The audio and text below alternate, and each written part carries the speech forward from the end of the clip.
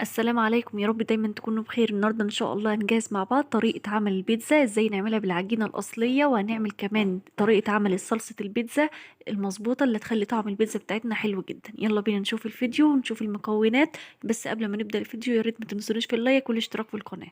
اول حاجه هعملها كده ان انا هجهز العجينه بتاعه البيتزا. معايا كده كوبايه من الميه الدافيه. هضيف على الميه الدافيه اللي معانا ظرف من الخميره او معلقه كبيره من الخميره الفوريه، وكمان هضيف على الخميرة كده معلقة كبيرة من السكر، وكمان هضيف كده على السكر معلقة كبيرة من اللبن البودر، ممكن تستغنى عنها عادي. هخلط كده المكونات دي كويس مع بعض لحد كده اما الخميرة والسكر واللبن يدوبوا كويس مع بعض في المية. هسيب الخليط ده على جنب لحد ما الخميرة تتفاعل وتعمل فقاعات كده على الوش. خلاص كده زي ما انتم شايفين الخميرة دابت كويس وعملت فقاعات على الوش. هنزل عليها كده بتلت كوباية من الزيت. طبعا الزيت مهم جدا للعجينة بتاعة البيتزا، بيخليها كده طرية معانا. وكمان هضيف عليها كده رشة بسيطة من بيكنج باودر ونص معلقة صغيرة من الملح. هقلب برضو المكونات دي كويس كده واخلطها كويس مع الخميرة. دلوقتي هنزل عليهم كده بثلاث كوبايات من الدقيق. انا نخلة الدقيق كويس، هحاول نخليها مرتين عشان العجينة بتاعتي تكون هشة وما تكونش فيها اي تكتلات. خلاص كده نزلت بالخليط بتاع الدقيق كله. هبدأ ان انا اخلط كده الدقيق كويس واقلبه كده كويس مع المية والخميرة والمكونات اللي احنا ضفناها. طبعا انا استعملت دقيق متعدد الاغراض في العجينة. خلاص كده هبدأ ان انا الم العجينة كويس الاول بالمعلقة، وبعدين هشيل كده المعلقة وابدأ ان انا اعجن فيها بايدي. طبعا هتاخد عجن لمدة 7 دقايق. خلاص كده زي ما انتم شايفين هشيل كده المعلقة وابدأ ان اكمل عجن العجينة. وطبعا هتكون بتلزق شوية كده في الاول، بس مجرد ما احنا بنبل ايدينا بالزيت ما بيكونش فيه اي تلزيق في ايدينا خالص. خلاص كده ده شكل العجينة بعد ما عجنتها كويس لمدة 7 دقايق. هبدأ ان انا المها كويس كده، وبعد ما اعجن العجينه كويس والمها كويس دلوقتي هرش على وشها كده شويه من الزيت وابدا ان انا اغطيها. خلاص بعد ما لميتها هغطي وش العجينه واسيبها حوالي ساعه تخمر. وعلى ما العجينه بتاعتنا تخمر دلوقتي هنجهز مع بعض الحشوه. معايا كده حله على النار حاطه فيها 3 معالق كبار من الزيت. هستنى كده لما الزيت يسخن كويس معايا، وبعدين هنزل عليها كده بقطع الفراخ. هبدا ان انا اديلها صدمه كده واشوحها. طبعا النار عندي بتكون عاليه. هبدا ان انا اقلب الفراخ كده لحد ما تاخد لون وتنشف من اي سوائل فيها. دلوقتي بعد ما الفراخ بتاعتي استوت نص سوا وخدت اللون الاحمر الخفيف اللي انتوا شايفينه ده، دلوقتي هنزل عليها كده بالبهارات. معلقه من البابريكا، معلقه من الفلفل الاسمر، معلقه كده من الملح. طبعا كل ده معلقه صغيره، ومعلقه كده من الكمون. خلاص كده ضفت البهارات على الفراخ. هبدأ ان انا اقلب البهارات كده مع الفراخ، اديها تشويح عشان تاخد من طعم البهارات. خلاص كده بقت الفراخ جاهزة معايا. دلوقتي هطفي النار واوريها لكم. خلاص كده ده شكل الفراخ بعد ما خلصت، بجد واخدة من طعم البهارات وريحتها تجنن. دلوقتي هنجهز مع بعض لصلصة البيتزا. معايا كده حلة على النار انا حاطة فيها معلقتين كبار من الزيت. هستنى لما الزيت يسخن، وعندي كده معلقة كبيرة من الثوم المفروم. هبدأ ان انا اشوح الثوم كده واديله تشويح لحد ما يتحمر وريحة الثوم تطلع. دلوقتي هنزل عليها كده بكيس من الصلصة الطماطم.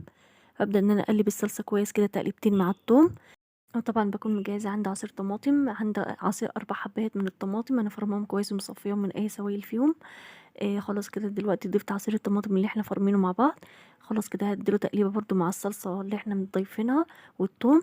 وبعدين هنزل عليه كده بالبهارات، معلقه من الكزبره، ملح، فلفل، بابريكا، توم باودر، بصل باودر. دي كانت كده البهارات بتاعه الصلصه. دلوقتي هقلب البهارات كويس كده مع عصير الطماطم. هسيبها كده على نار هاديه لحد ما تتسبك. وبعد ما تغلي غلوتين على النار دلوقتي هضيف لها كده حوالي معلقتين كبار من السكر، واقلب السكر كويس كده مع الصلصه. وكمان هضيف لك حوالي معلقه كبيره من الكاتشب، بيدي طعم حلو قوي لصلصه البيتزا. خلاص كده يعتبر الصلصه بتاعه البيتزا جاهزت. خلاص كده هطفي على النار وبعدين هنشوف بقيه المكونات. خلاص بعد ما مر ساعه العجينه خمرت كويس معانا. دلوقتي هبدا ان انا المها كده بايدي واطلع اي هوا فيها. ما شاء الله حجم العجينة بتاعنا اتضاعف وخمرت كويس. خلاص كده بعد ما لميت العجينة كويس وخرجت اي هوا فيها.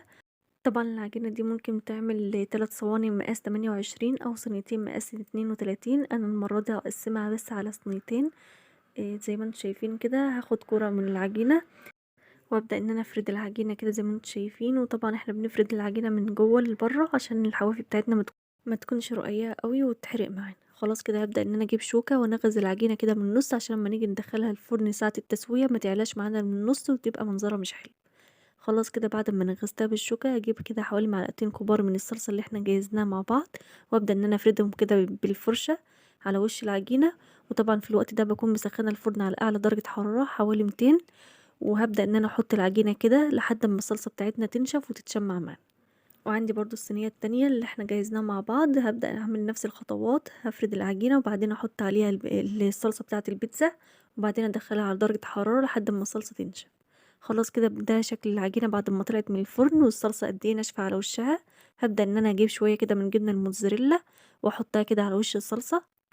خلاص كده فردت شوية من الجبنة الموتزاريلا، دلوقتي هحط كده حشوة الفراخ على وش الجبنة. وطبعا الحشوة دي حسب ذوقك، عاوزاها فراخ ممكن لحمة ممكن جبن، حسب راحتك المتوفر عندك في البيت ممكن ان انت تحشيها بيه. خلاص كده بعد ما ضفت الفراخ على وش العجينة، دلوقتي هبدأ ان انا اوزع الجبنة الموتزاريلا كده على وش الفراخ. خلاص كده زي ما انتم شايفين في الفيديو. وبعدين عندي كده شرايح من الزيتون الاسود، هبدأ برضو ان انا اضيفه كده على وش العجينة. خلاص كده زي ما انتم شايفين وزعت الزيتون بشكل متساوي. عندي كده برضو فلفل. طبعا احنا قلنا الحشوة دي حسب اختياراتك، حسب اللي انت حابة تاكليه. ده خلاص كده وزعت شرايح من الطماطم وشرايح من الفلفل والزيتون على وش العجينة. طبعا الفرن سخن كويس معايا، دلوقتي هحط صينية البيتزا على الرف الوسطاني. طبعا بكون مولعة الفرن من تحت بس لحد ما حواف البيتزا تتحمر كويس معايا، وبعدين اشغل الشواية لمدة دقيقتين لحد بس ما الجبنة بتاعتي تصيح وتاخد لون اصفر خفيف. دلوقتي خلاص ده شكلها بعد ما طلعت من الفرن. بتمنى يكون فيديو النهارده عجبكم، ولو عجبكم الفيديو ما تنسونوش في اللايك والاشتراك في القناة. بحبكم في الله والسلام عليكم.